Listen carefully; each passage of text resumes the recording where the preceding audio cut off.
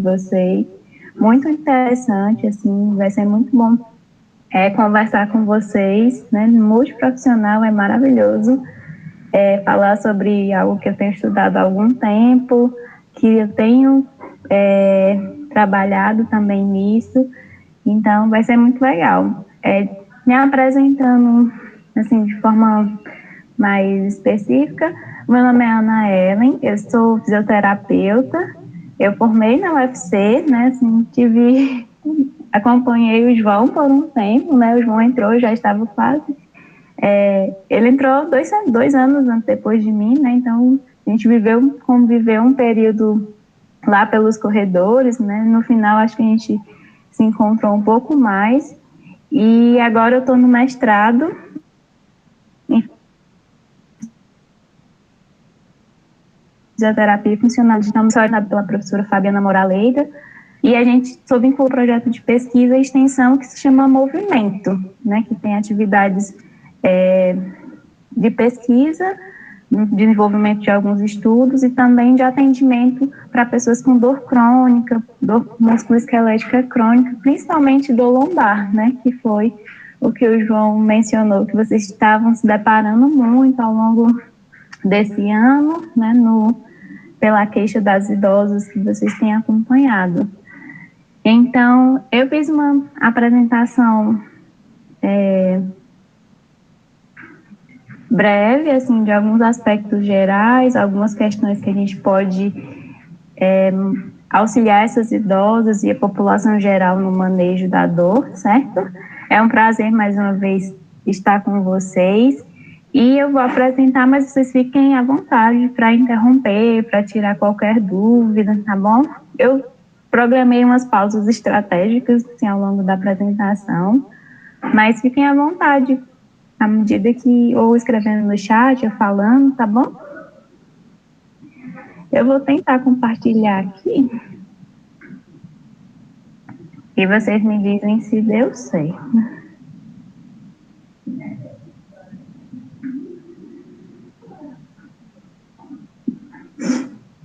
Vocês me escutam direitinho mesmo? Às vezes falha. Sim.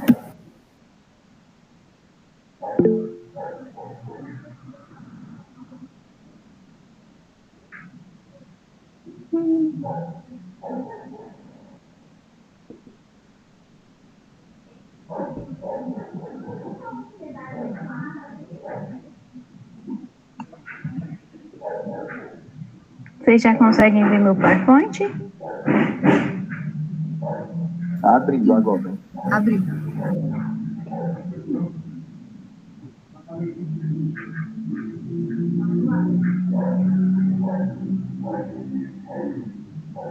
Pronto, agora aparecendo. Tá em tela cheia? Ainda não, tá no formato normal. Uhum.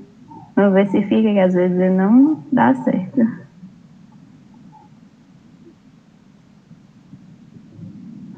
Ainda não? Não, ainda não. Aqui já tá para mim. Vou tentar o outro modo de compartilhamento.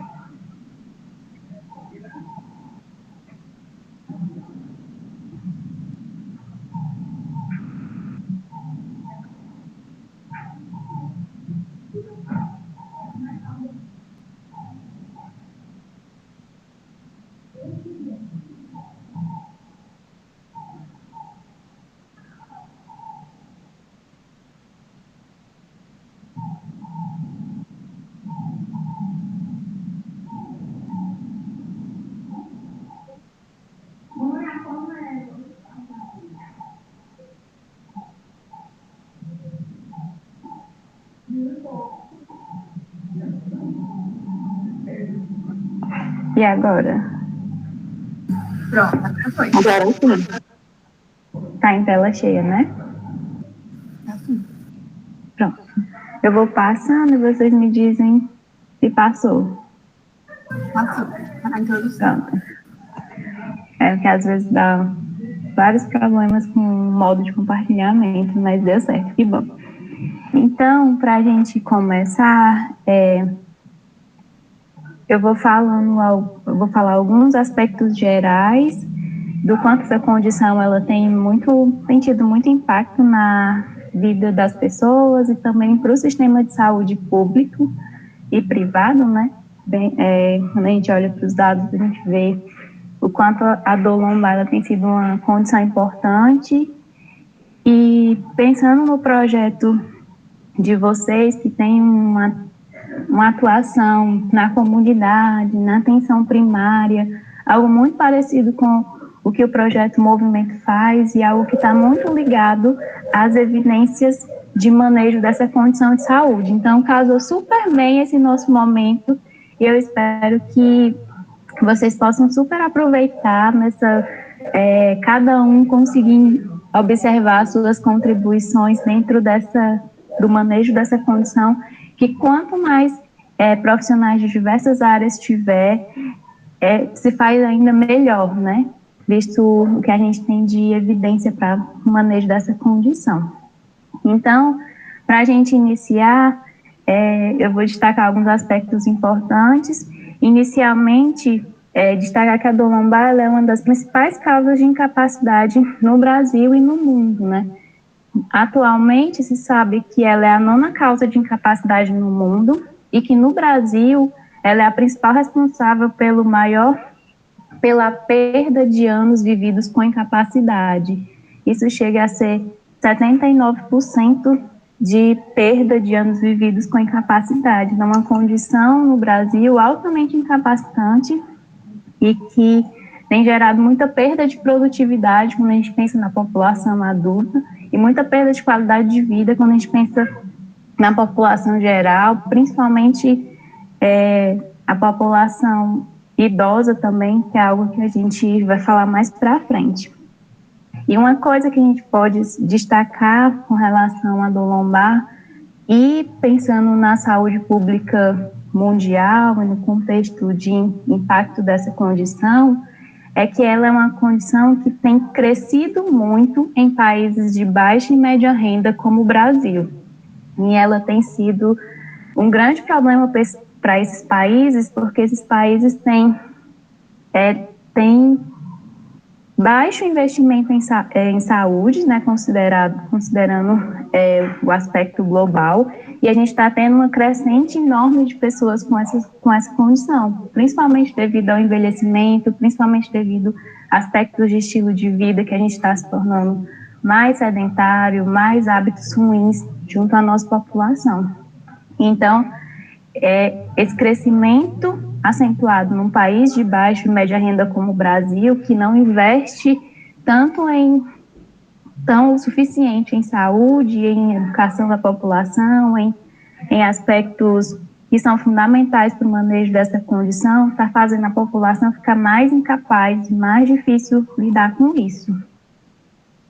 Então, só para a gente entender a problemática dessa situação, no mundo, a prevalência global de dor lombar é de 37% na população adulta, e no Brasil, essa prevalência, ela chega a 50%. Quando a gente fala especificamente de dor lombar crônica, uma dor mais persistente, existe uma variação de 4% a 14% da população brasileira com dor lombar crônica. E essa cronicidade, ela geralmente vai repercutindo em mais aspectos da vida da pessoa, aspectos físicos, aspectos sociais, aspectos psicológicos. Então, essa cronificação gera mais impactos na vida das pessoas, né? E aí, com relação principalmente a idosos, especificando para o público que eu tenho atuado especificamente, que o João falou que tem sido uma demanda de vocês, a prevalência dessa condição é que 1 em 4 idosos tem dor lombar.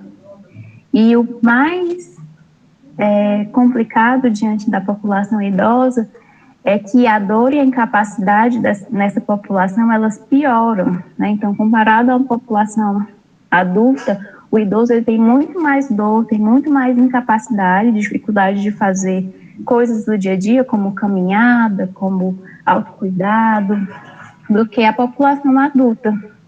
Então, eles sofrem mais com essa condição de saúde, né? E a gente, pensando no nosso contexto de aumento significativo dessa população idosa ao longo dos próximos anos, a gente vai ter um grande problema de mais pessoas sentindo dor, mais pessoas idosas sentindo dor. Então, por isso, estratégias de manejo, de cuidado dessa população são tão importantes, né? E aí, só para a gente, vocês já entenderam um pouco da problemática, dos impactos para essa população, mas o custo da dor lombar no Brasil também é algo muito alarmante, assim, quando a gente vai olhar, né? Esse estudo que eu trouxe para vocês, ele é bem recente, ele foi feito a partir de dados do DataSUS, né, do sistema de notificação do SUS, de gastos, de procedimentos que foram feitos, e o Brasil de 2012 a 2016, cerca de muitas pessoas, 59 milhões de dias, né, foram identificados como dor lombar sendo a causa principal da falta no trabalho. Então, essa condição para a população economicamente ativa tem repercutido em grandes dias de faltas no trabalho, né, uma grande perda de produtividade, então, relacionada a isso.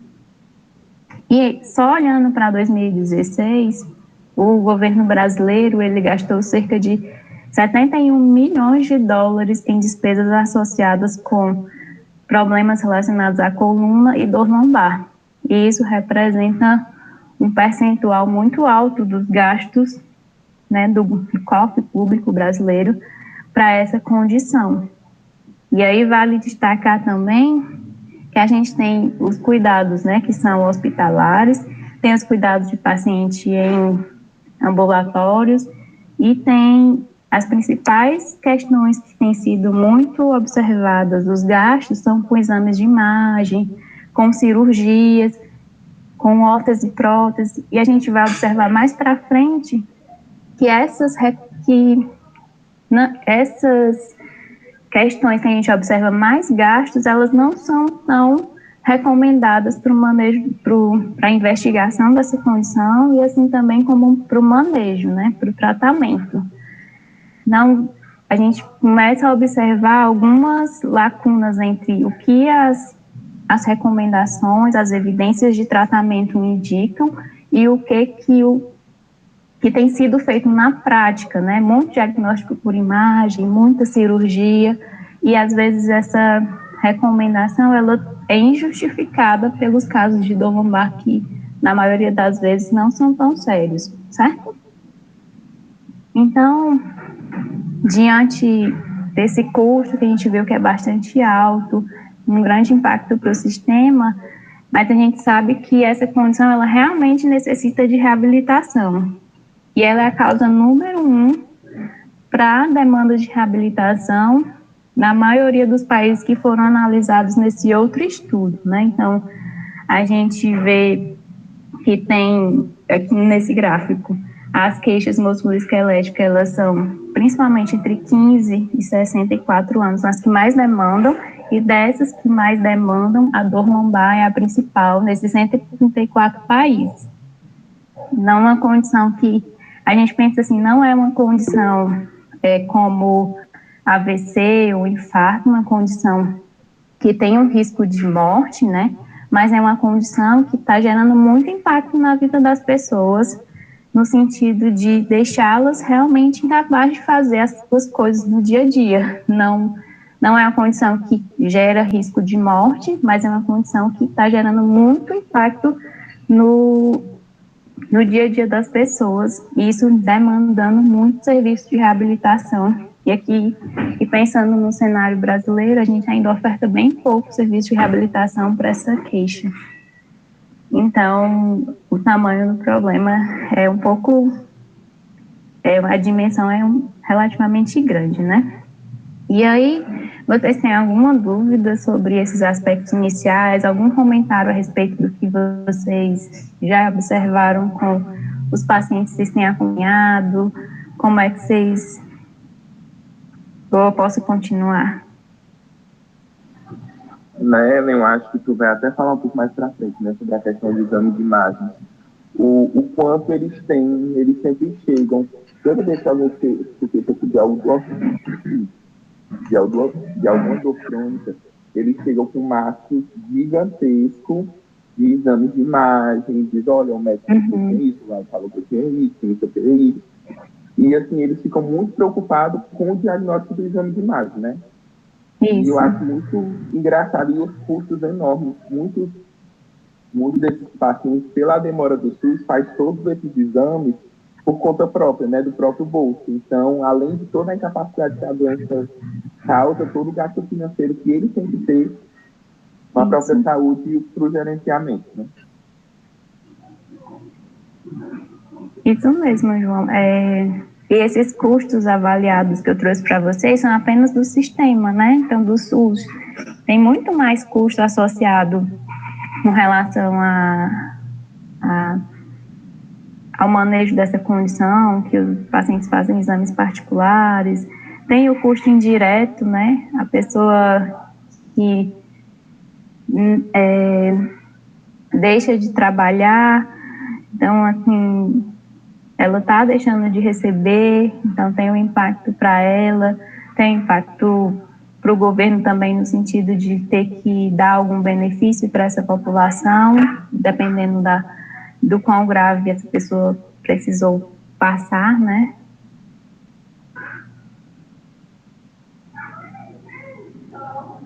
Mais alguma?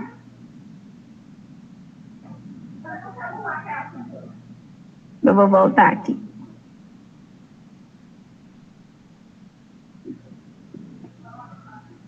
Pronto. Então, para dar continuidade, eu vou falar sobre os aspectos básicos, assim, relacionados à dor lombar, algo bem mais rápido. E, por definição, a dor lombar ela é um sintoma que apresenta na parte inferior das costelas até a prega glútea, né? Essa é a definição padrão. E ela tem uma relação muito complexa. Diversos fatores podem interferir na minha sensação de dor lombar, né? Na minha percepção de dor. Porque dor não necessariamente quer dizer que seja lesão, né? Que dor não necessariamente é lesão. E existem muitos fatores que contribuem também para essa dor. Por exemplo, aqui, a gente sabe que eu posso sim ter uma lesão e ter dor, mas não necessariamente a minha dor, ela significa uma lesão, principalmente quando eu olho para casos crônicos. Geralmente, em casos crônicos de dor lombar, eu não tenho uma lesão associada, eu não tenho estiramento muscular mais, eu não tenho mais uma questão articular, por exemplo, associada, eu já não tenho mais... Eu tenho tudo isso, mas eu posso ter... Não é o único fator que interfere para sentir dor, entendeu? Então, eu posso ter... Eu não tenho mais uma coisa específica que está relacionada à causa daquela dor. Eu já tenho na dor crônica diversos fatores que estão influenciando. Então, é muito comum, deixa eu dar um exemplo, na dor aguda, a gente sentir a dor aguda porque teve um estiramento, fez alguma coisa, alguma carga maior de trabalho, e aí a gente sente dor devido a isso. Às vezes, na maioria dos casos de dor aguda, é isso. Só que aí passam alguns dias e a dor aguda ela melhora, ela naturalmente se soluciona, ou às vezes eu faço uma intervenção mais direta, mais curta, e ela se resolve. Já na dor crônica, eu tive esse episódio, ele se repetiu algumas vezes, só que a influência de outros fatores foram se somando e essa dor ficou persistente. Então, a dor lombar ela vai ter muita influência, principalmente para a gente não recuperar de fatores externos, além dos biológicos, certo? Além de eu ter alguma limitação de mobilidade, além de eu ter fraqueza muscular, além de eu ter essas outras coisas. Então, a gente vê que eu tenho influência das comorbidades, por exemplo, se eu sou obeso, se eu tenho outras condições como diabetes, hipertensão, se eu tenho sintomas, questões psicológicas, sintomas depressivos, ansiedade, até mesmo se eu tenho medo por aquela situação de dor que eu vivi no passado, se eu tenho medo de me movimentar e fico mais parado, mais sedentário, eu tendo a não me recuperar porque eu fiquei parado. Fatores sociais, se eu tenho um trabalho muito estressante, um trabalho que me demanda muita carga física, se eu também tenho mesmo fatores genéticos, algumas pesquisas mostram influência, né, do pai ter e às vezes o filho também ter, então essas questões todas interagem para que a dor lombar às vezes poderia se recuperar melhor sem esses fatores, elas se mantêm e viram um processo crônico, certo? Então ela é uma condição que a gente se encaixa muito bem dentro da lógica do modelo biopsicossocial. Tem influências físicas, biológicas, o nosso sofrimento psicológico influencia nessa condição. Uma pessoa deprimida tem uma tendência muito maior a ter mais dor. Uma pessoa ansiosa, ela tem muito mais tendência a ficar hipervigilante para dor, para ter mais medo de se movimentar, para ter uma reação muito excessiva diante da dor, que é o que a gente chama de catastrofização. Então, e uma pessoa que tem um ambiente de trabalho que é muito estressante, que tem muita carga de trabalho, uma pessoa que tem baixa escolaridade, que tem baixa renda, geralmente condições sociais mais desfavoráveis, repercutem em piores prognósticos, em piores aspectos para a dor lombar, certo? E aí, só para a gente continuar, então, eu falo um pouquinho mais disso mais para frente, mas a gente tem a dor lombar aguda e a dor lombar crônica, como eu já falei. A aguda,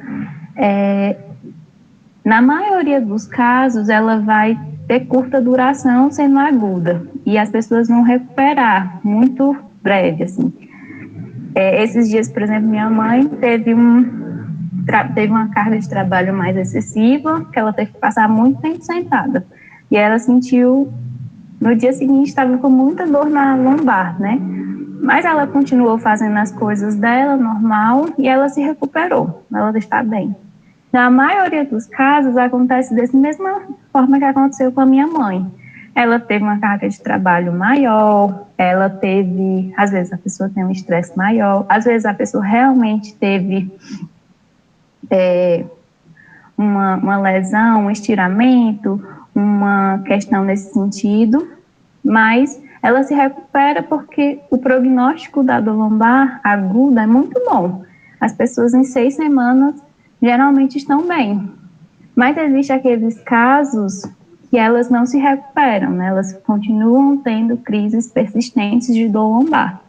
E essas crises persistentes são influenciadas por esses aspectos que eu falei, né? De psicológicos, físicos e também sociais. Mas o que a gente observa, então, de boa notícia, é que a maioria desses casos, de 90% a 95% dos casos, eles têm uma indicação de ser manejados na atenção primária, porque eles não são graves. A maioria dos casos de dor lombar, eles são que a gente chama de inespecíficos. Então, quando a gente vem olhar aqui para esse quadro ao lado, a gente tem um paciente que chega apresentando sintomas de dor lombar. A gente precisa, né, entender um pouco desse paciente sobre a duração dos sintomas, sobre se ele tem alguma patologia específica, os sinais e sintomas de patologia radicular, se ele tem fatores de risco psicossociais, como a gente já comentou.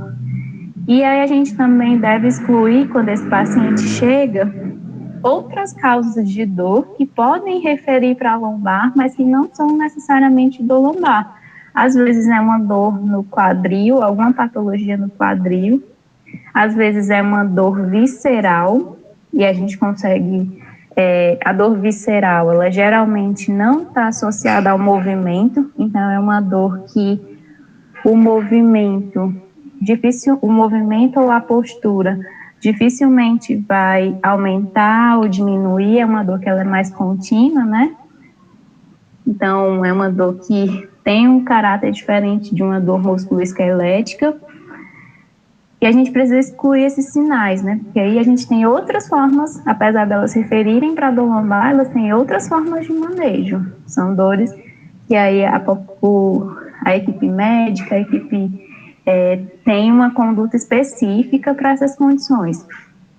Mas se eu excluir tudo isso e realmente continuar aparecendo por dor lombar, a gente pode classificar por uma estratégia de triagem a dor lombar em 3 casos, em 3 categorias. O primeiro caso é uma dor lombar de origem espinhal específica. Isso é a minoria dos casos, 1% dos casos vão ser relacionados a essas causas. Então, é geralmente o quê? Uma fratura vertebral, é uma dor lombar por malignidade na coluna, é uma dor lombar por infecção, é uma dor lombar por espondiloartrite axial, é uma dor relacionada à síndrome da cauda equina, e a gente consegue perceber que são realmente casos são casos muito específicos e que a gente consegue identificar verificando principalmente bandeiras vermelhas, né?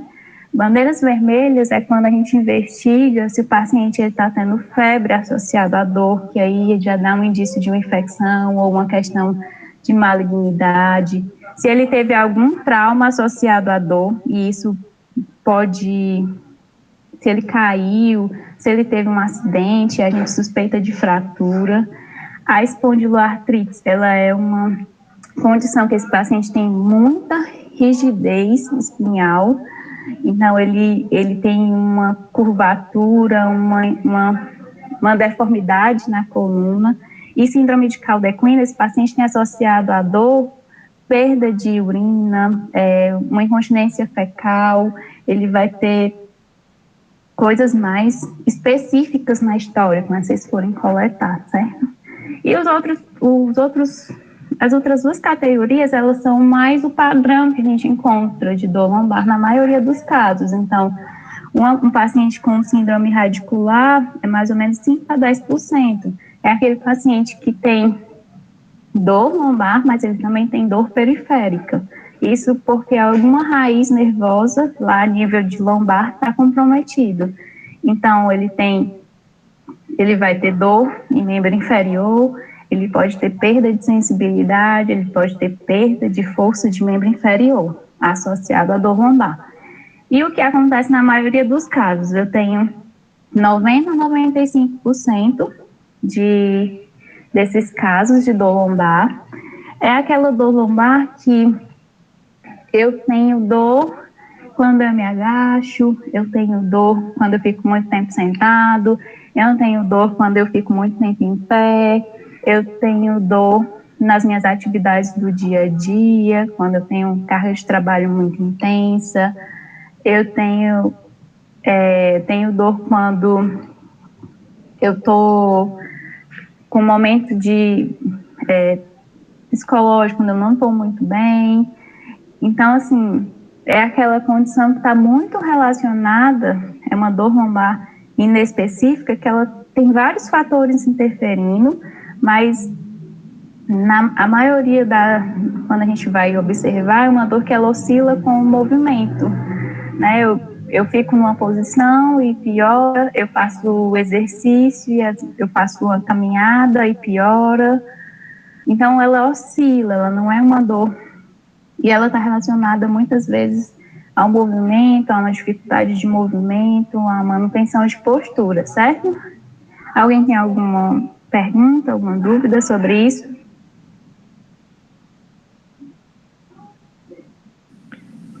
Ana, o que estaria mais, por exemplo, associado a fatores que tendem a cronificar dores lombares agudas?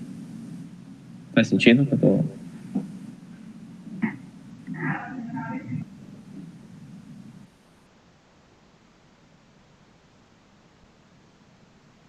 Pronto. O que mais favorece para uma dor lombar aguda tornar crônica, né? Isso. Pronto. Principalmente aspectos do estilo de vida, certo? Então, eu ser sedentário é um dos principais fatores que interfere hábitos ruins como tabagismo, como a próprio estado psicológico, entendeu? Se a pessoa tem muito esse sofrimento psicológico associado à dor lombar. Então, tem essa influência mais de estilo de vida, principalmente. Às vezes a gente pensa que é muitos aspectos biológicos, né, de fraqueza muscular, isso também interfere, mas é bem menos do que esses aspectos gerais, assim, de estilo de vida ruim. Obrigado. Certo, eu vou voltar. Você ia perguntar, João? Não? Pronto, acho que até aqui mais para frente tem, ó. Fatores como estilo de vida, tabagismo, obesidade, baixos níveis de atividade física, que se relacionam com problemas gerais de saúde, também são associados à ocorrência e essa repercussão prolongada da dor lombar, né? A ansiedade, a depressão, a catastrofização e o medo e a baixa autoeficácia são fatores que favorecem a perpetuação das crises. Então, a autoeficácia é aquela pessoa que ela tem uma baixa crença de que ela é capaz de lidar com aquele sintoma. Uma pessoa que ela acha que não vai conseguir se recuperar, que ela tem um pensamento negativo sobre a própria condição de saúde, isso também favorece a crise, a uma perpetuação da dor lombar, certo? E outros fatores que interferem são baixa renda, baixa escolaridade, eles são aspectos importantes porque geralmente é essa população de baixa renda, de baixa escolaridade, que está em meio social mais vulnerável. Então, é essa população de meio social mais vulnerável que tem maior carga de trabalho, que tem assistência médica inadequada, que tem pobre informação sobre saúde, e é ela que geralmente tem eu acho que para muitas condições, né, isso também acontece, não é só para dor lombar, mas aqui a gente percebe a influência para cronificação, certo? E aí, aqui é só uma ilustração de como esses outros fatores interferem, né? O próprio sono, se a gente não dorme tão bem, isso interfere no nosso descanso, e no outro dia, às vezes a gente tem questões de dor, de estresse maior, porque não dormiu bem, e isso interfere na dor lombar também, certo? Daqui, só para a gente dar uma olhada, esse daqui é um quadro mais voltado para o idoso, mas basicamente essas questões, elas são também na população idosa, que fala então sobre o status socioeconômico, pessoas de baixo status têm mais risco, têm mais propensão, pessoas com sofrimento psicológico também têm mais propensão, a idade, né, o avanço da idade, como eu já falei, geralmente acarreta mais sintomas, incapacidade para o idoso, e a gente precisa principalmente olhar para esses aspectos de uma forma muito ampla, não para interferir intervir em todos, mas a gente pode tentar identificar aqueles que mais contribuem para essa pessoa, né? Às vezes pode ser que a principal contribuição para essa dor lombar do idoso persistir seja porque ele está muito sedentário. Mas para outro idoso, pode ser que a principal contribuição para essa dor lombar dele está sendo muito incapacitante, seja o estado psicológico, ele está muito deprimido, ele está muito isolado. Então, essas questões são importantíssimas a gente avaliar o que tem mais peso para essa condição. E pode ser que seja um pouco de cada um também, né? Então, é importante olhar de forma ampla, assim, o que essa pessoa, escutar dela, o que ela identifica também como algo que pode estar comprometendo, certo?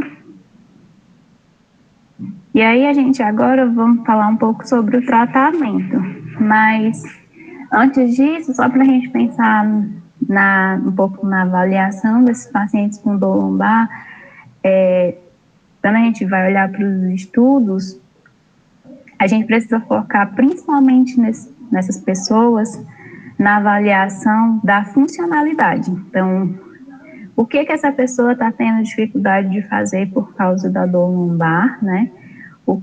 A intensidade de dor também, quanto essa dor que ele sente, mas o que a maioria das pessoas querem realmente é a função física, é fazer as coisas como elas faziam, né, com menos dificuldade. Então, a gente precisa pensar em avaliar nessas pessoas sempre a capacidade física delas fazerem as coisas, né, assim, que é o que elas, na maioria das vezes, é o que elas mais querem recuperar. Eu deixei de fazer tal coisa por causa da dor lombar e eu queria voltar a fazer tal coisa. E esses outros aspectos psicológicos e sociais a gente vai investigando à medida que eles são tão grandes e tão importantes que a gente precisa olhar com mais cautela, né? E até mesmo para direcionar para o meu colega psicólogo, para o meu colega farmacêutico, para o meu colega fisioterapeuta. Então, esses aspectos são importantíssimos para a avaliação desse paciente. Alguém tem alguma dúvida até aqui?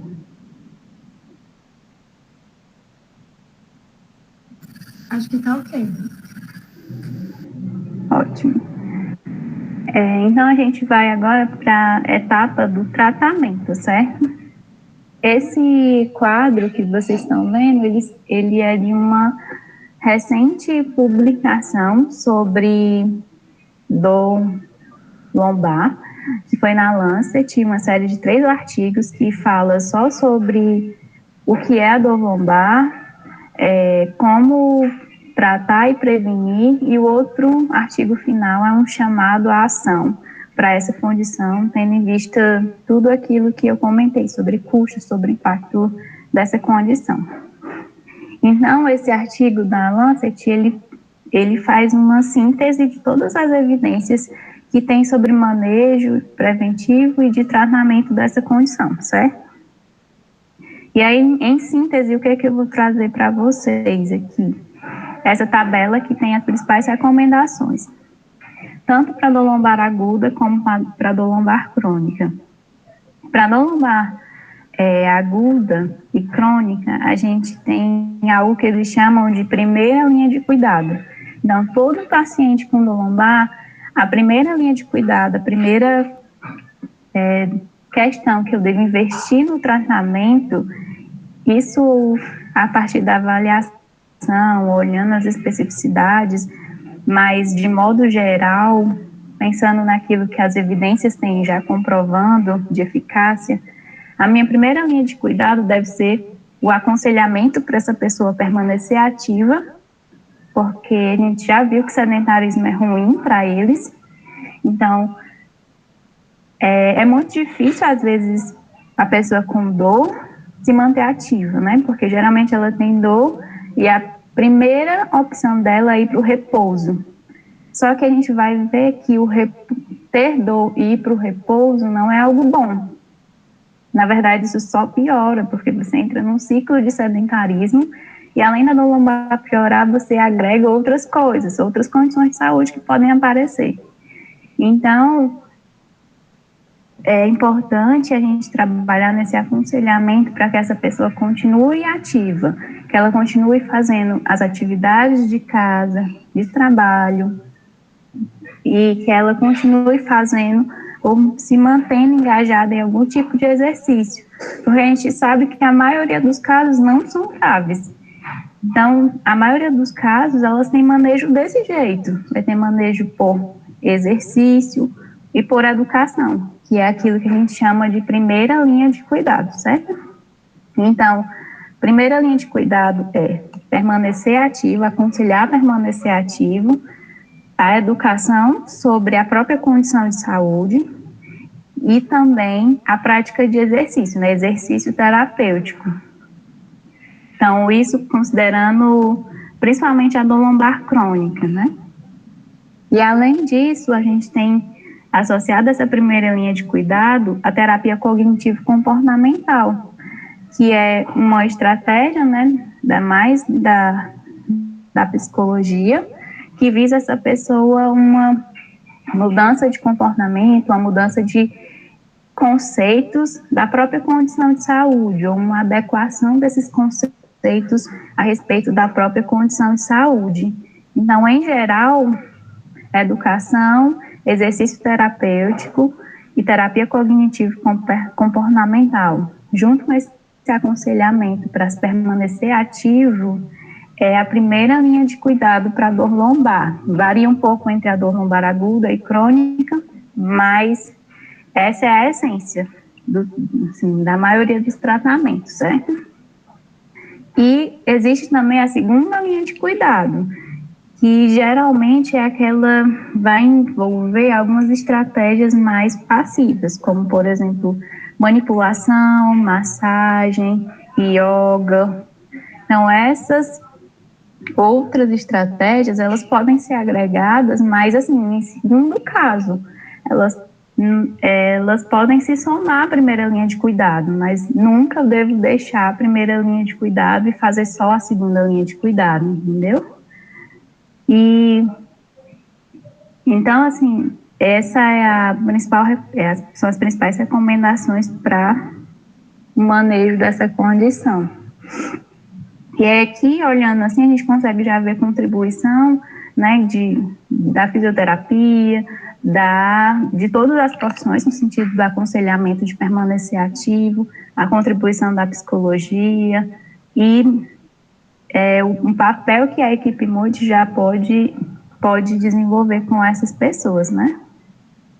E o que a gente tem aqui, uma continuação do quadro, então, sobre outras terapias.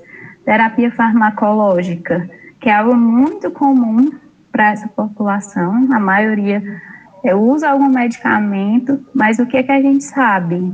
É uma recomendação que ela não, na verdade, ela está pouquíssimo embasada, então tem coisas que a gente já sabe que nem deve ser recomendado, como, por exemplo, o paracetamol, é algo que muita gente com dor lombar toma paracetamol, e a gente já sabe que não tem efeito, né? Tanto para dor lombar aguda, como para dor lombar crônica. E o que de terapia farmacológica, o que ainda, assim, parece trazer um benefício, mas está na segunda linha de cuidado, são os AINES, né? Os anti-inflamatórios não esteroidais. Então, eles podem ser agregados como segunda linha de cuidado, né?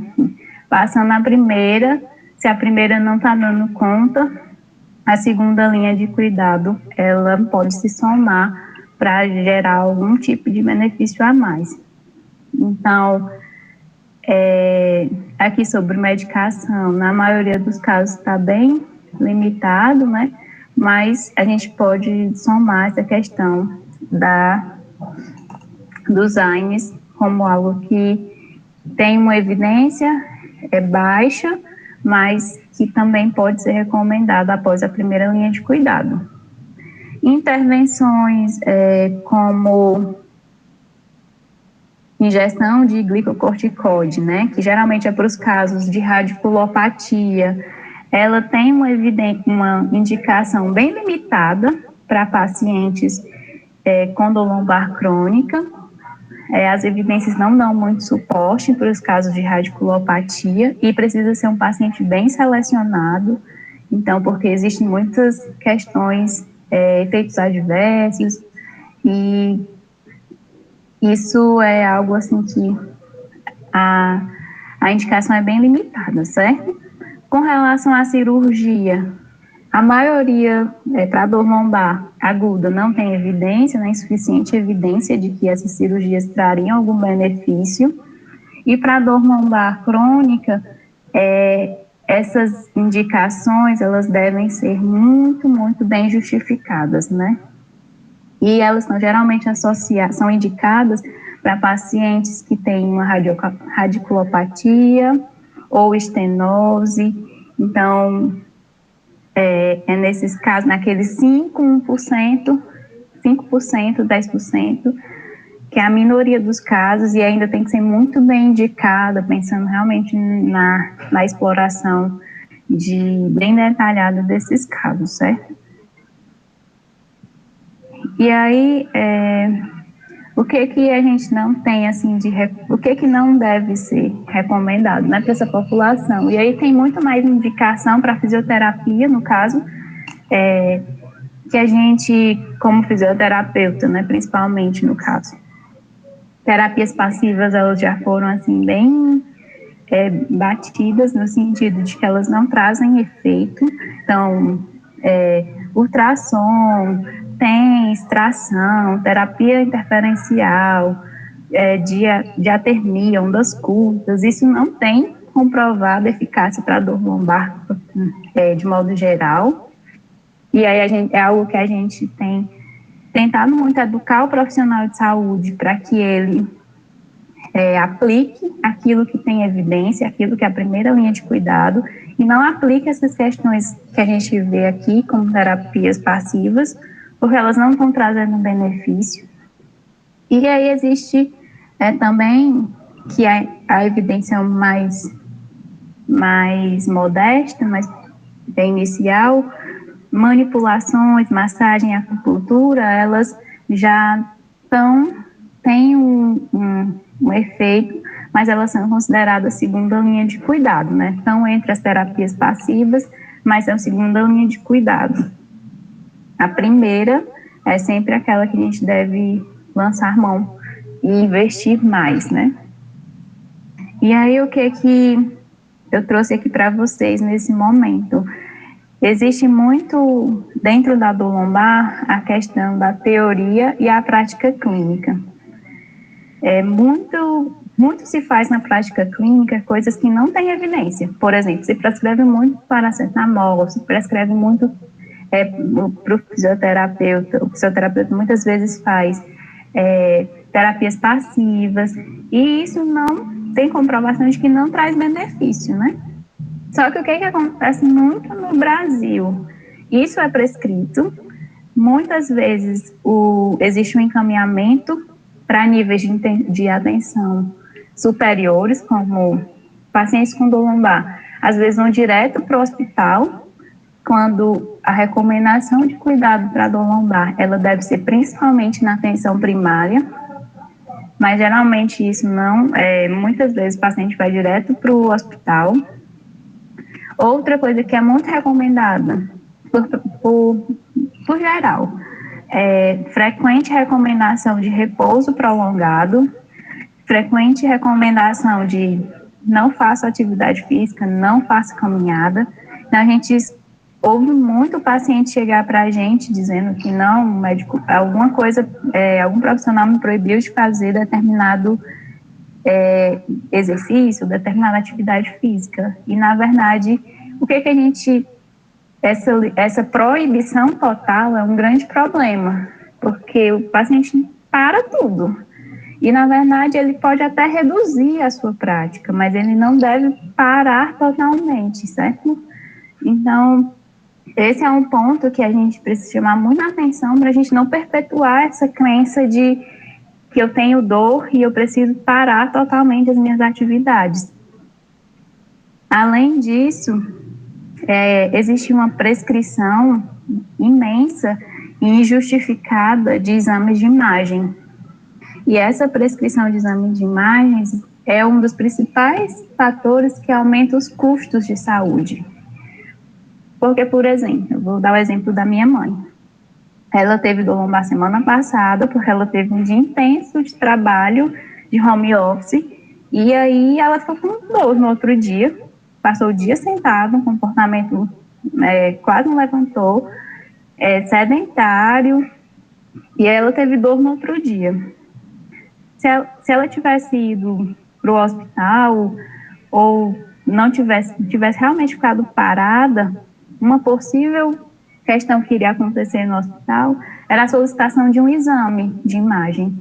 E será que era necessário realmente para o caso da minha mãe? Ela não teve uma queda, ela não estava sentindo uma dor, mais uma limitação importante no membro inferior, ela não estava tendo nenhum sinal de fratura, de alguma lesão mais séria, certo? Então, não era necessário que a minha mãe fizesse um exame. E para a maioria dos casos, também não é necessário que faça um exame. O exame, ele deve ser muito bem prescrito nesse sentido. E, então, esses são grandes embates, lacunas que existem entre a teoria e a prática. E para a gente finalizar essa mensagem, o máximo que a gente puder de investigar essa condição e de manejá-la dentro da atenção primária é o ideal, porque a gente vê que as principais recomendações de cuidado, elas são recomendações totalmente viáveis dentro da atenção primária. Eu não preciso necessariamente, lógico que em casos mais sérios eu preciso ir para um setor específico, especializado, mas na maioria dos casos a atenção primária solucionaria o problema, certo? E aí, trazendo aqui um pouquinho para o idoso, o que a gente tem, então, de evidência, de achado sobre o idoso? Infelizmente, a maioria dos idosos, eles são excluídos de ensaios clínicos para intervenções de dor lombar. Pouquíssimos estudos envolvem idosos nessa estratégia de tratamento, de investigar efeito de tratamento nessa população. Então, o idoso, ele tem sido deixado de lado por muito tempo, porque é uma população mais específica, é uma população que não está na faixa etária produtiva, né, assim, de trabalho, economicamente ativa, e muito se deu foco a essa população economicamente ativa. Então, agora, ultimamente, é que tem surgido mais estudos focados na população idosa, né? Assim como o que eu estou fazendo. E o que a gente sabe, então, muito pouco.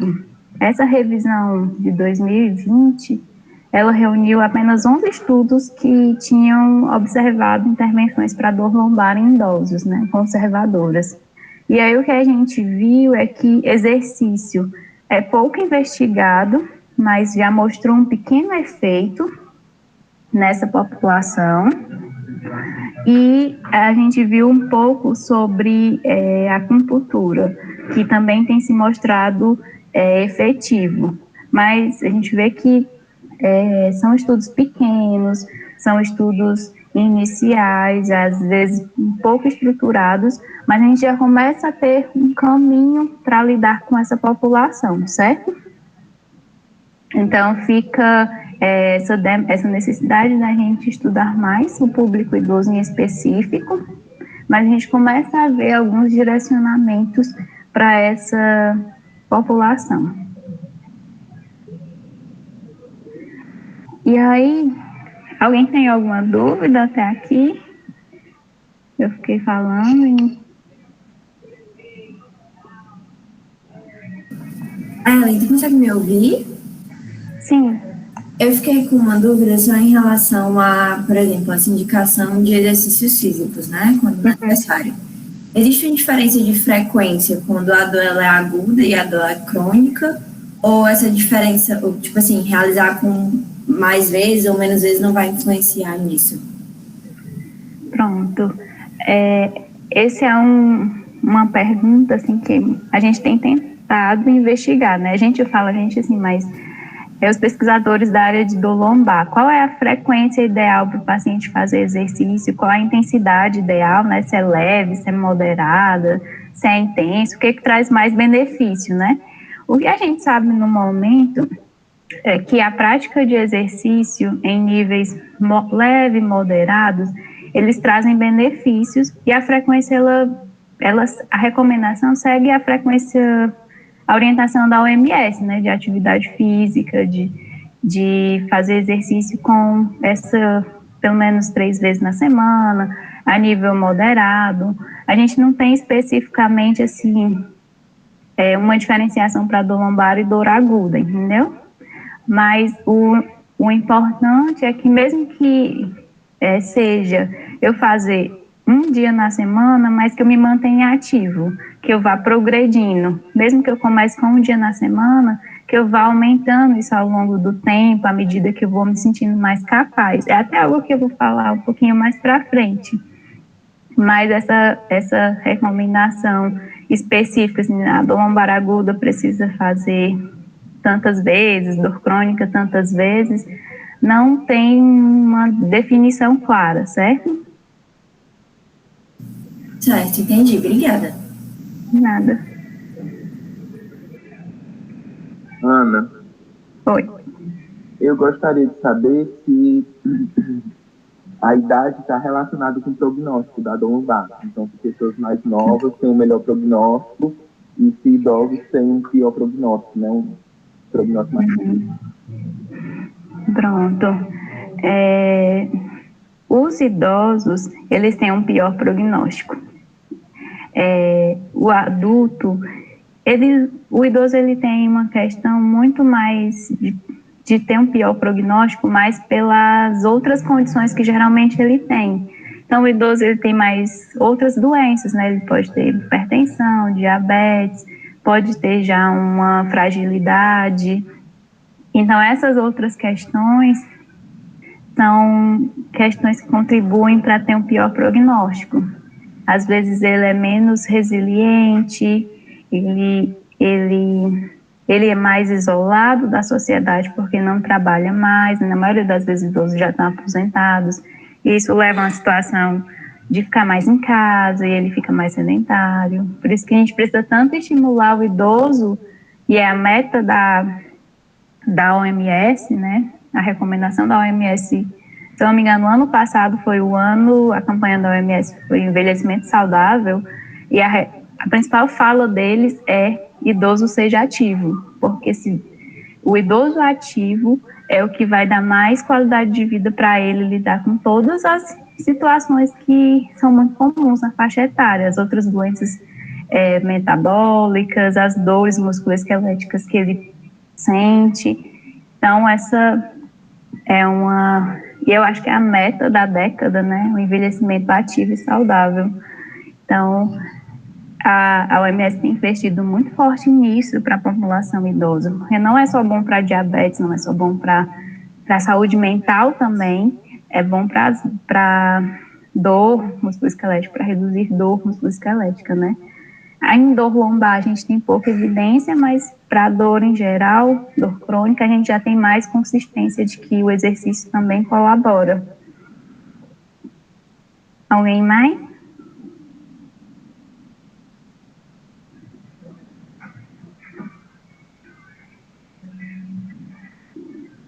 Pronto, eu vou voltar aqui e qualquer coisa podem interromper, tá bom?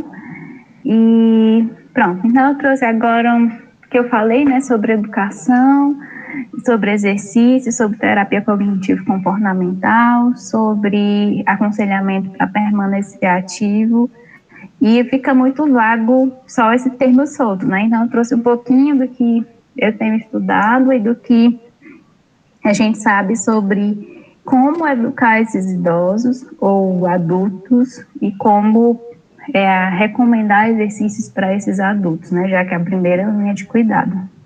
Então, o primeiro ponto é sempre recomendar que essa pessoa permaneça ativa, seja no trabalho, seja nas atividades de casa, seja na prática de exercícios, mas mesmo que essa pessoa tenha que reduzir o nível pela intensidade da dor, é uma dor muito intensa, mesmo que essa pessoa tenha que reduzir o seu nível de atividade física, é importante que ela não pare totalmente, porque o principal problema é parar totalmente, é deixar de fazer as coisas, e isso gera uma cascata muito ruim, né? Em vez da gente achar que, em vez de ser bom, a gente pensa imediatamente que é bom, mas na verdade gera uma cascata muito ruim. Então, se você não consegue fazer, se o paciente não consegue fazer exercício, mas que ele continue dentro de casa, fazendo as atividades mínimas do lar, que ele continue fazendo uma caminhada dentro de casa, se ele não consegue sair para fazer uma caminhada fora, mas que ele se mantenha ativo. Movimento é, assim, fundamental para que ele não entre nesse caminho negativo, como a gente vê aqui nessa figura ao lado. Porque o que acontece na maioria das vezes, né? Esse é um ciclo de dor, medo e evitação, que é o que a maioria dos pacientes entra. Ele tem uma dor, uma experiência de dor, e ele tem muito medo de sentir essa dor novamente, e ele catastrofiza muito essa dor, e o que acontece? Ele evita ao máximo fazer movimento, e ele entra num ciclo de desuso do próprio corpo e de incapacidade. E ele mantém aqui. Se a partir da experiência de dor, ele adquirir uma crença muito negativa, um medo muito grande e evitar movimento, evitar uso, ele vai entrar nesse ciclo e é bem difícil quebrar. Mas se o paciente ele tem dor e ele encara essa dor enfrentando, se mantendo minimamente ativo, ele tem mais tendência à recuperação. Então, por isso que no momento que ele chega para a gente, que é geralmente nessa experiência de dor mais desagradável, é importante aconselhar que ele se mantenha ativo, fazendo os movimentos, nem que seja bem devagar, nem que seja com baixa carga, nem que seja muito, mas que ele mantenha, certo? E aí aqui a gente já está educando. Eu dizer para ele que tente continuar ativo, eu faço as minhas orientações, minhas intervenções, mas esse conselho inicial para acalmar, para silenciar esse medo, para silenciar essa crença de que, ai meu Deus, é algo muito sério, acalmar dizendo, né, investigando que ele não tem uma bandeira vermelha, descartar a bandeira vermelha, olha, você não tem uma condição grave, você não tem febre associada, você não tem uma fratura, você não tem uma radiculopatia. Isso às vezes é muito importante e é um trabalho que todo profissional pode fazer de educar mesmo, assim, de silenciar esse pânico às vezes muito intenso que tem associado a um episódio de dor, né? E dizer também que aquela experiência de dor não é necessariamente associada a uma lesão, porque a dor, tem muitas coisas que interferem na dor. Não necessariamente minha dor é porque eu tenho uma lesão, mas é porque eu estou com uma gama de fatores interferindo aqui nessa minha percepção de dor, né? Como eu falei, aqueles fatores emocionais, físicos e sociais também.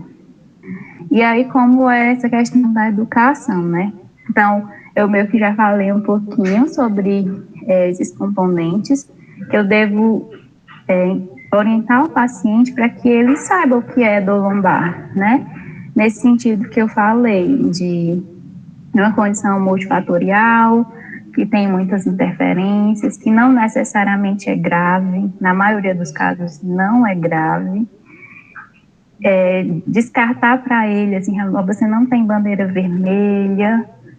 Além disso, a segunda linha de cuidado, falar, né, a respeito sobre a importância do movimento, que é exatamente isso que eu expliquei no quadro aqui, que ele tem mais chance de recuperação. Falar que ele deve se expor gradativamente, então que ele, por mais que ele tenha dificuldade, esteja com dor, ele deve ir aos pouquinhos, fazendo as atividades, fazendo os exercícios para que ele consiga quebrar esse ciclo de dor. A gente precisa orientar sobre o quanto a dor lombar tem muitos fatores que interferem e para que ele possa até mesmo olhar para o seu estilo de vida e ver que ou com a nossa ajuda ou mesmo sozinho, que ele possa perceber o que é que mais piora nessa dor.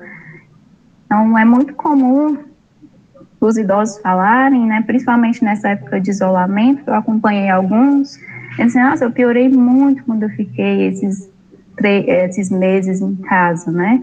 Então, a rotina às vezes nem mudou tanto, mas não ter ido para a igreja, não ter ido para o convívio social com a família, com os filhos, ter ficado mais distante, isso tudo a gente ainda não tem certeza, né? Mas isso é uma possibilidade de que esse afastamento social fez com que as coisas piorassem, porque o psicológico foi afetado de muitas pessoas. Além disso, a gente precisa conversar sobre o planejamento das atividades.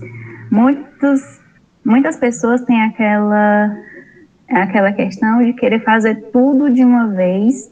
Principalmente, a gente lida muito com donas de casa e elas fazem muito isso, de fazer a faxina toda em um dia, e aí no outro dia elas estão extremamente cansadas e isso gera muita dor, porque elas tiveram uma carga enorme de atividade em um dia. Então, essa sobrecarga, esse desequilíbrio de muita atividade de trabalho, muita atividade de casa, isso também é uma coisa que eles podem equilibrar melhor com a ajuda de um profissional ao longo da semana, para não se sobrecarregar, porque o que acontece muitas vezes, eu tenho alta carga de trabalho, alta demanda física de trabalho, mas eu não tenho uma capacidade física que comporta as duas coisas, né, que equilibra. E aí isso daqui está desequilibrado. Eu tenho uma baixa demanda, uma baixa capacidade física e uma alta demanda de trabalho. Então, o corpo não tem capacidade de lidar com tudo isso. Mas se eu dividir e trabalhar o corpo para ganhar capacidade física, seja fazendo exercício, seja fazendo uma atividade física distribuída, eu tenho mais chance de manejar isso melhor, né? Então, essa questão de planejamento de atividades e o próprio planejamento do exercício, porque existe uma diferença entre exercício e atividade física, né? Atividade física é tudo que eu faço no dia a dia.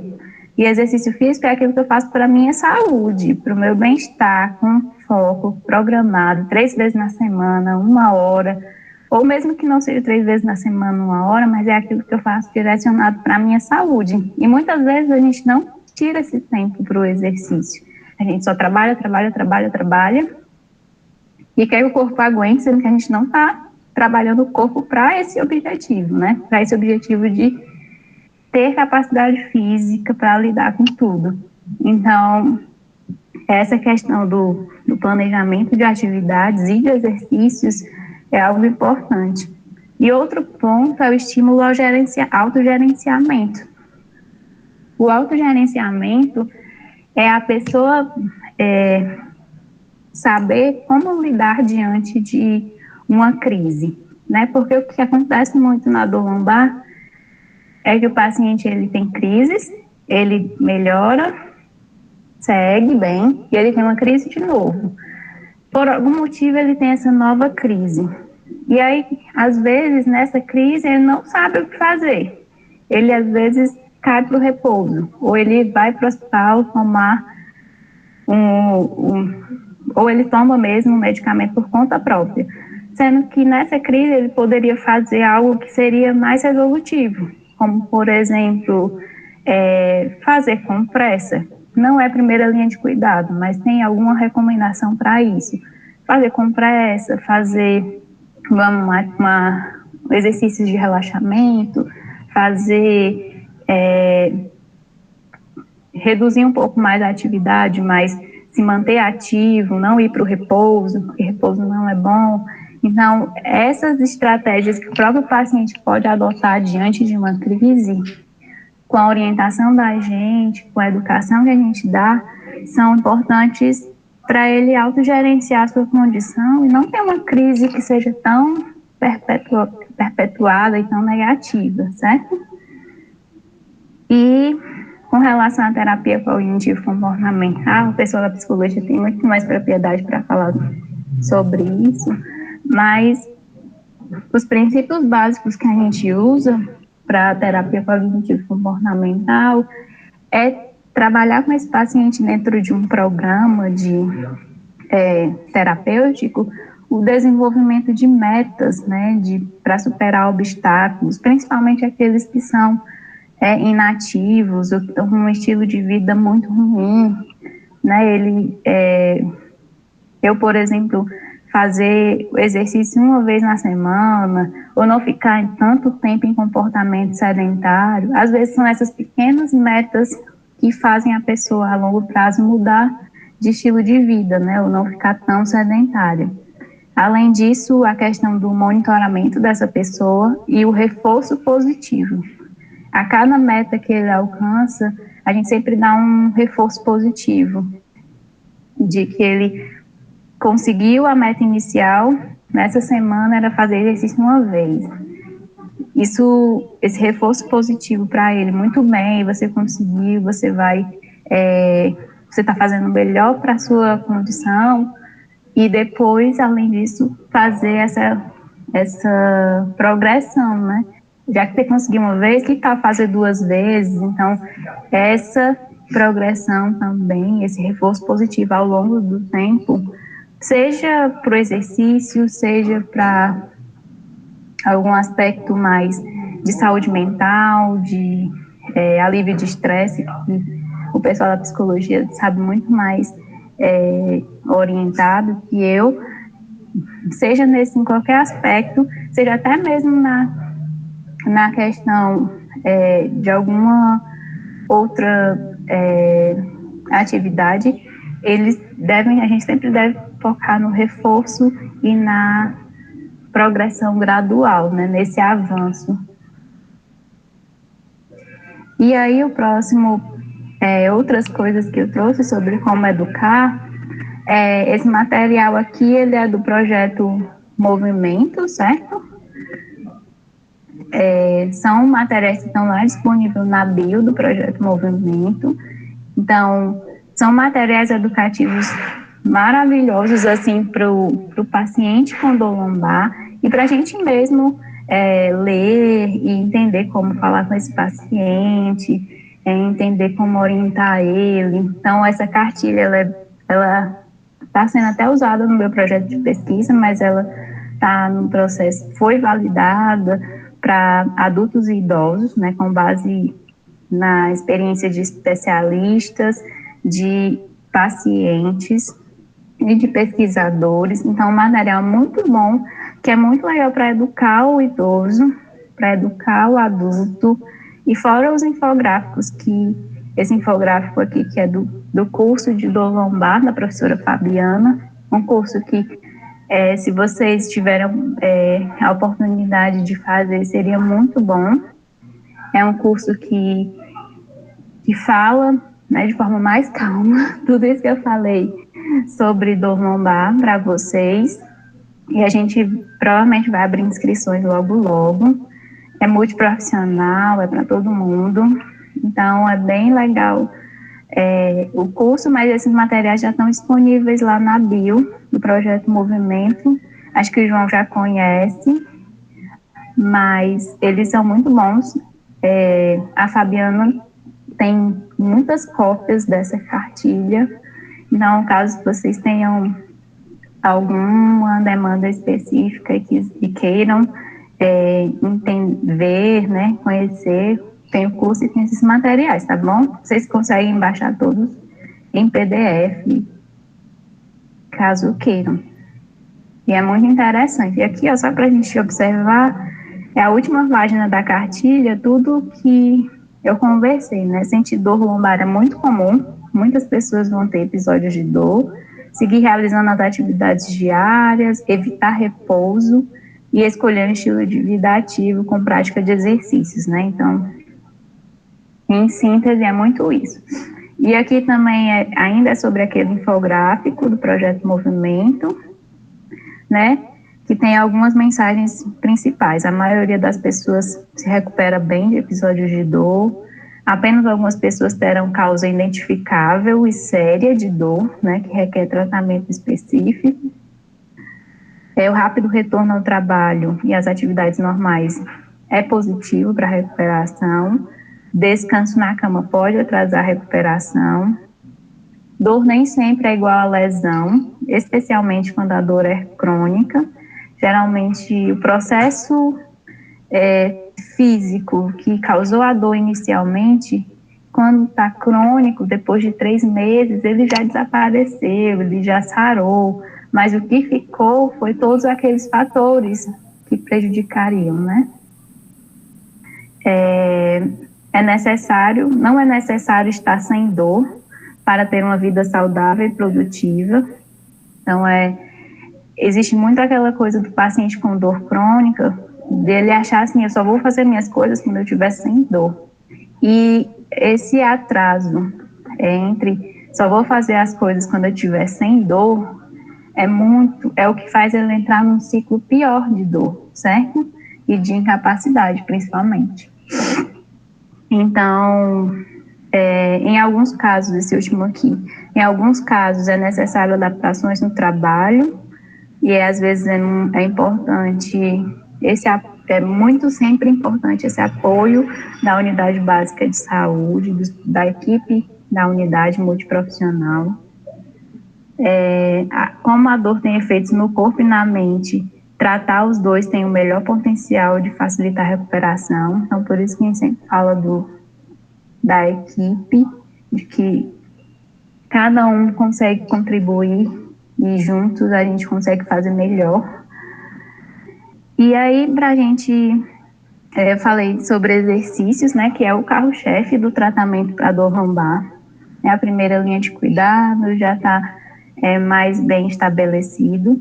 E a gente não consegue ainda falar muito sobre frequência, como foi perguntado, mas a gente consegue falar um pouquinho sobre que modalidades de exercícios são melhores, né?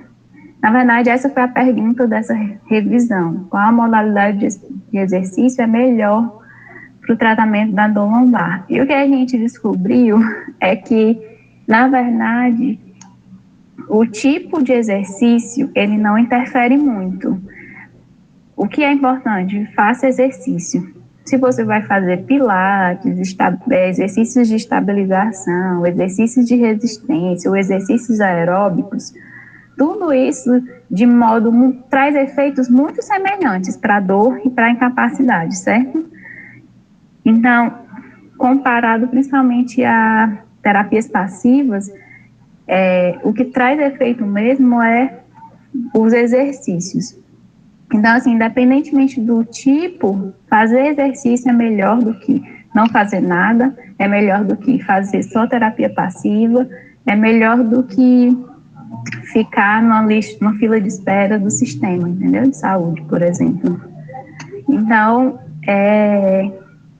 às vezes o paciente pergunta, eu só posso fazer pilates, eu só posso fazer... Na maioria eles chegam com pilates, você pode fazer pilates ou hidroginástica? Não, na verdade, pilates é caro, né, é um dos métodos mais caros que a gente tem de exercício, mas você pode fazer um exercício aeróbico, uma caminhada ou mesmo exercícios de resistência, inicialmente ideal com fisioterapeuta, mas depois na academia. Então, essa gama de possibilidades, a gente só precisa mesmo entender qual é a demanda mais específica do paciente para prescrever, né? Não tem um melhor ou um pior. Às vezes, o meu paciente se adapta mais a fazer porque ele tem um OA de joelho ou ele gosta de fazer exercício na piscina, ele pode fazer hidro. E às vezes ele é um paciente que tem mais uma fraqueza de musculatura abdominal, então para ele é melhor um exercício de estabilização ou de controle motor. Às vezes é um paciente que ele precisa mais de algo que integre corpo e mente, como Pilates, e aí o Pilates é melhor para ele, mas também é variável. Às vezes é um paciente que gosta mais e precisa mais, né? Porque a gente também prescreve exercício de acordo com a necessidade específica do paciente.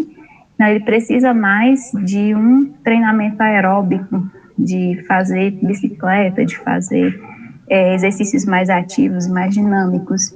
Então, a recomendação do exercício é mais geral e a gente especifica de acordo com a avaliação do fisioterapeuta e da preferência do paciente, certo? E quando a gente fala de progressão e não de frequência, a gente ainda não tem essa resposta de frequência ideal, mas a gente precisa sempre pensar que é progressivo. Hoje ele começou com 10 minutos de caminhada, mas daqui a um tempo ele vai fazer 20, ele vai fazer 30. Ele começou fazendo 10 repetições de agachamento, mas daqui a uma semana ele vai fazer 12, ele vai fazer depois 3 séries, e assim ele vai evoluindo. E é importante que seja moderado, porque a gente já entende melhor que o exercício ele pode ser de leve a moderado. Já realmente exercícios muito intensos, a gente ainda está estudando para ver se intensidade maior tem maior benefício. Mas geralmente o paciente com dor, assim, por experiência, de leve a moderado é um exercício que vai trazer muito benefício. E aí, pra gente... Alguém tem alguma dúvida? Já estou finalizando. Eu ia te perguntar justamente isso, tipo, qual era o tipo de exercício que podia... Tá me ouvindo? Tá baixinho. Tá baixinho, é o meu microfone que fica... Eu ia te perguntar justamente isso, tipo, qual tipo de exercício que a gente poderia indicar, né? Mas tu disse que todos são válidos, então o mais simples para que a idosa puder fazer, né? Que ela puder conseguir. Então, talvez caminhada, né? Chamar a vizinha para ir também, esse tipo de coisa. Isso. Por isso que a gente fala muito que o manejo da dor lombar tem grande potencial na atenção primária, né? Esse potencial, ele tem sido pouco explorado. Assim, a gente não vê muito nos postos de saúde, grupos de exercício. A gente, assim, eu talvez tenha um viés da UFC, né, de estar ali dentro do Anastácio Magalhães, ali no Rodolfo Teófilo, e a gente vê mais. Mas eu não moro em Fortaleza, eu moro aqui em Maranguape, em outra cidade, né? E aqui é muito raro ver, sabe, assim, na atenção primária, grupo de atividade física, grupo de exercício. E a gente vê que tem tanto potencial para dor lombar e para tantas outras coisas, que a gente pensa assim, nossa, o potencial é tão grande, mas a gente está faltando olhar para isso, né? E o exercício é algo que eu estou fazendo um estudo na atenção primária, eu vejo, assim, os exercícios que eu faço com os idosos são muito simples. Eu não uso carga. Às vezes a gente só usa carga quando o idoso está muito bem, precisa usar uma caneleira, precisa usar uma coisa mais assim. Mas na maioria dos exercícios eu preciso de uma cadeira, eu preciso de um colchonete e eu preciso ter uma noção de prescrição, né, de exercício, de orientação de posicionamento, como fazer e tal, precisa mais de alguém para orientar e do paciente do que mesmo de recurso, né? Então,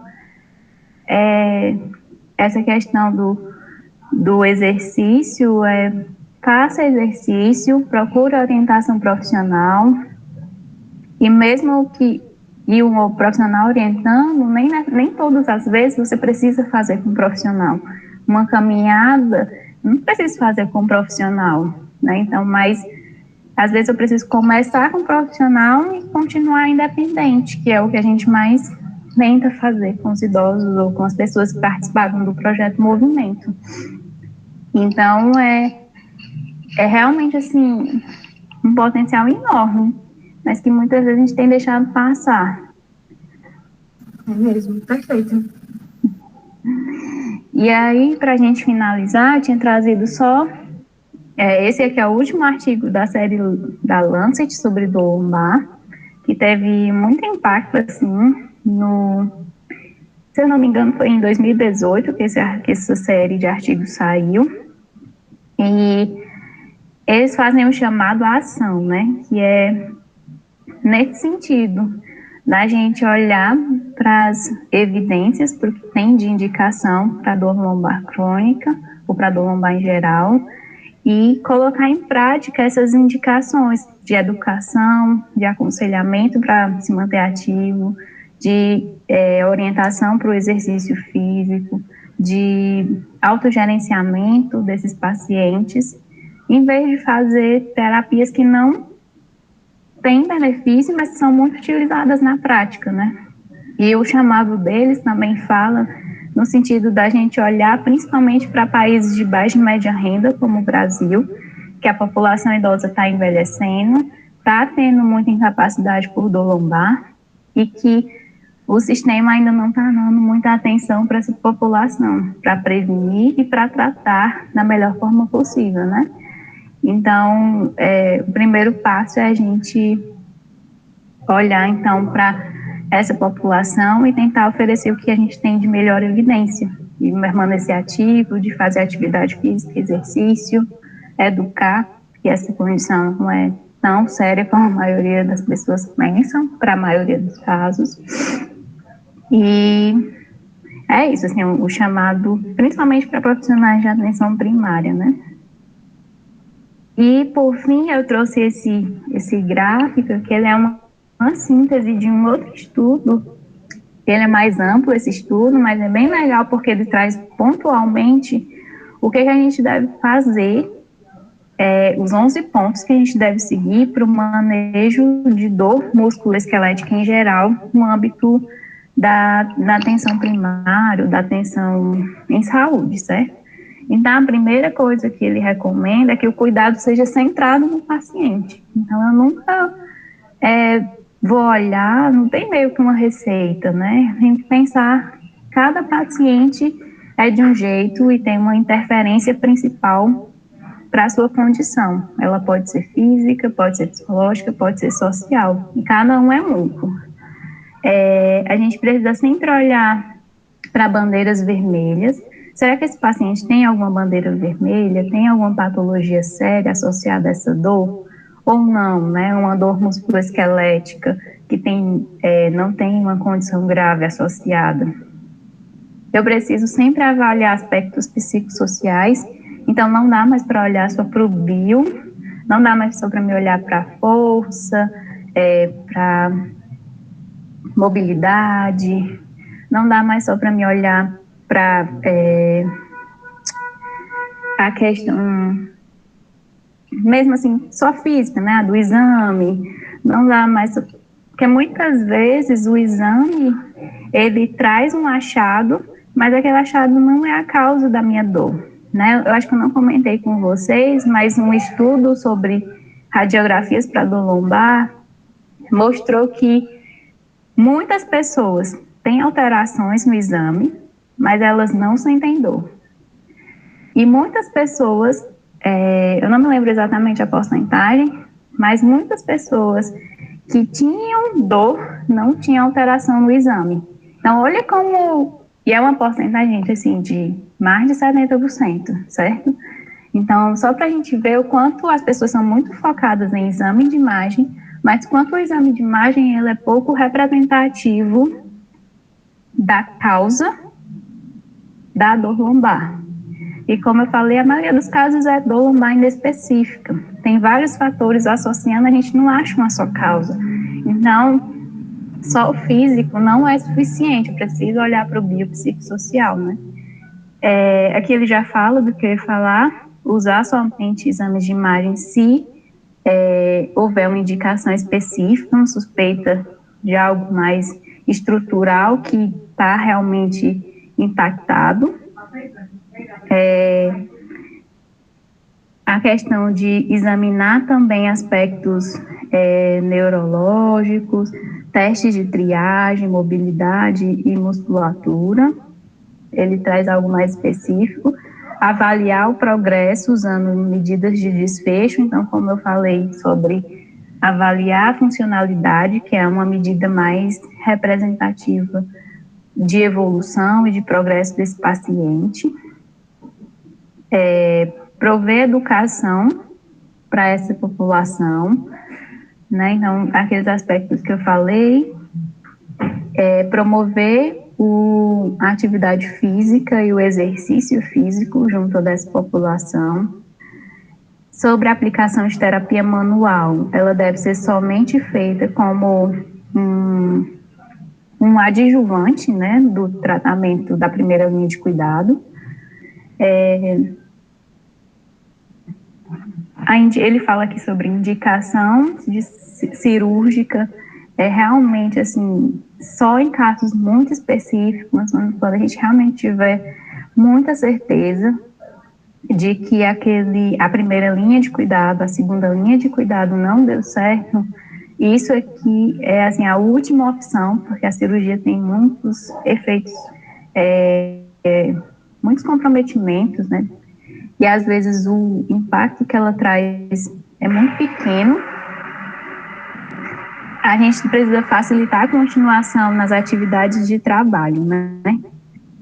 Então, esses 11 pontos, eles são bem estabelecidos, assim, para a gente guiar a nossa intervenção com a dor musculoesquelética em geral, certo? Então, dor cervical, dor lombar, dor no ombro, dor no quadril, dor no joelho, dor musculoesquelética. Olhando para esse gráfico, a gente consegue, assim, já ter uma boa orientação, né? E aqui são só algumas referências principais. Muito obrigada pela atenção de vocês. Já é 11 horas, ou mais de 11. Mas eu espero que vocês tenham aproveitado. E a gente está com um projeto com idosos com dor lombar. Então, se vocês conhecerem algum idoso da família, dos amigos, que tenha dor lombar, que está sentindo incapacidade, dificuldade para essas coisas, a gente está voltando agora a tocar a pesquisa após, né, esse período de isolamento, de que tudo precisou parar. A gente está voltando aos pouquinhos a avaliar esses idosos, a incluí-los na pesquisa.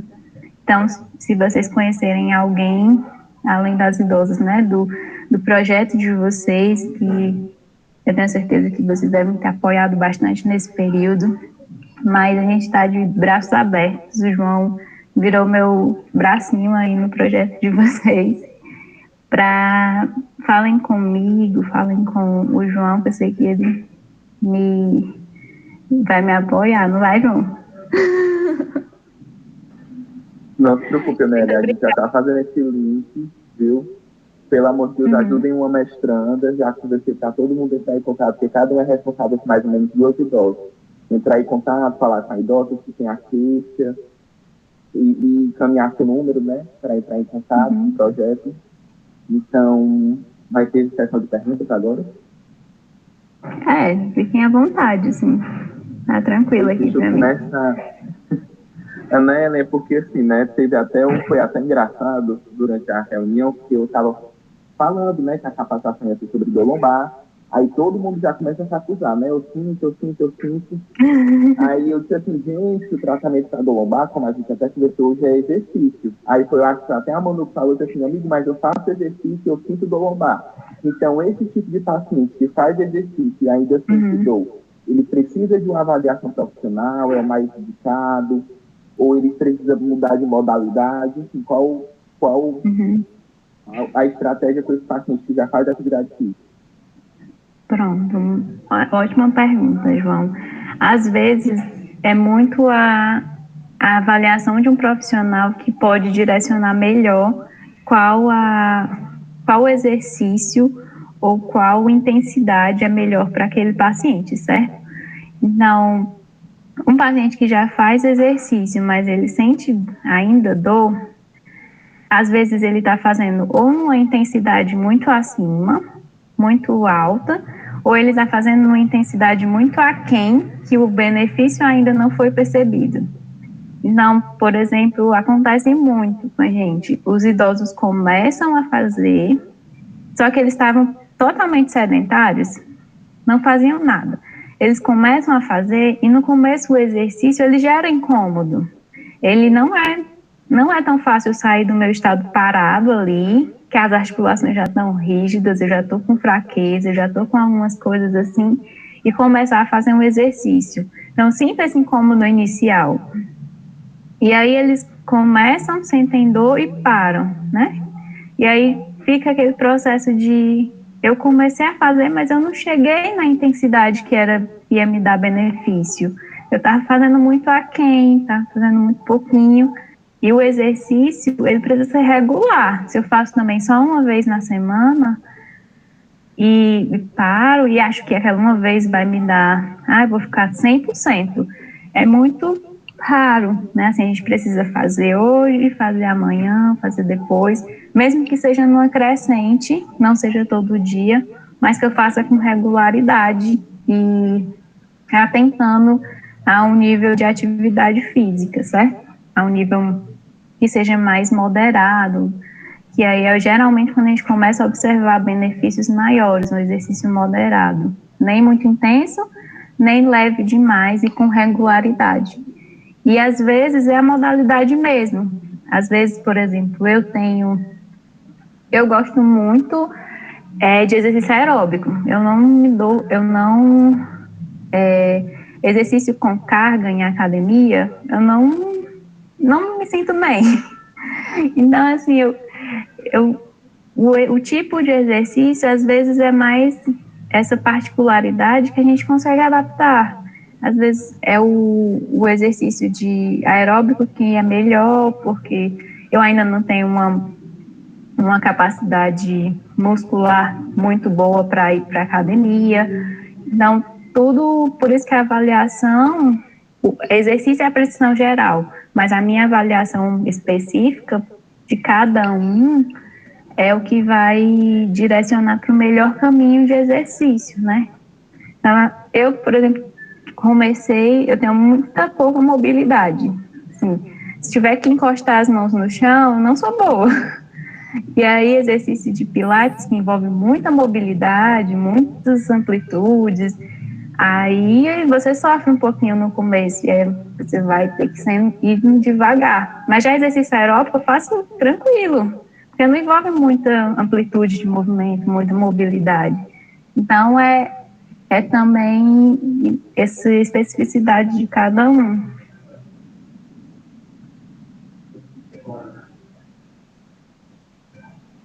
Obrigada, Nelma.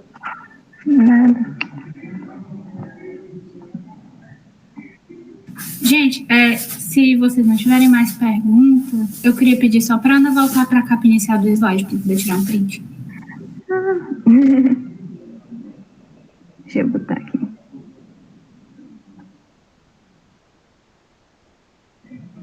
Vamos lá para a contagem típica. No 3, eu tiro o print. 1, 2, 3. Pronto.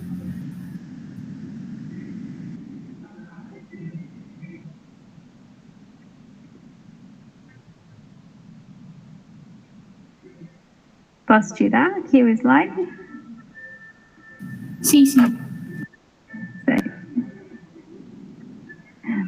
Pronto, gente. Então, eu espero que vocês tenham, se não tiverem mais dúvidas, né? Espero que vocês tenham gostado, que tenha dado algum direcionamento mais específico.